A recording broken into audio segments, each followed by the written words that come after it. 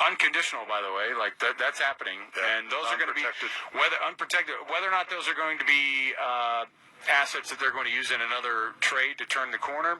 Don't know, but the people don't think that the Jazz are done yet, including Brian Windhorst, who reports for ESPN on the NBA and is one of these rumor stirrers, right? And here's what he had to say about what the Jazz could be doing now that Rudy Gobert is out the door and what they might be shopping around for or maybe still looking for. Take a listen.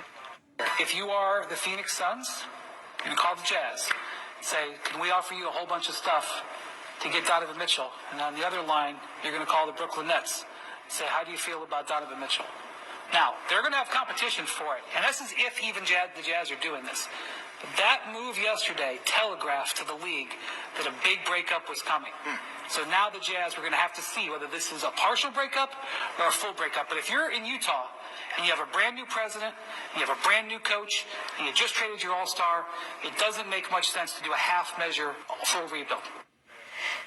So that's interesting, Scott. That's an interesting point where he says, look, they're making this move, and the move that he's saying that was telegraphed is they picked up a first-round draft pick for Royce O'Neal yesterday.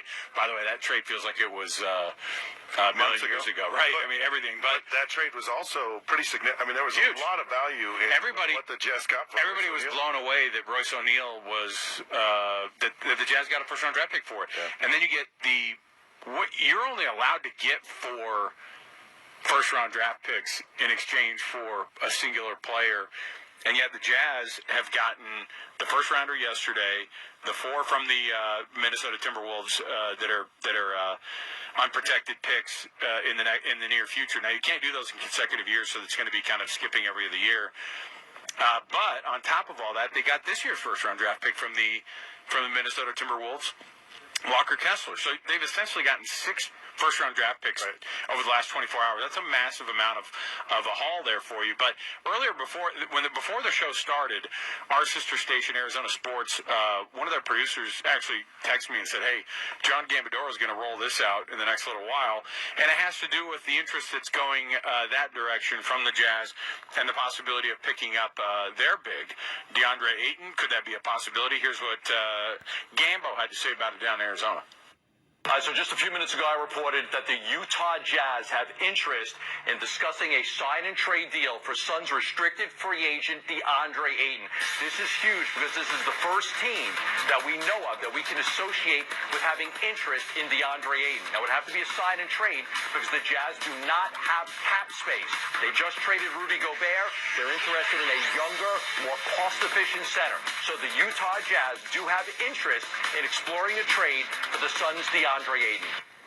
So there you go, DeAndre Ayton on the list there for the possibility there. I think that if DeAndre Ayton if they were able to get a DeAndre Ayton here, keep Donovan Mitchell,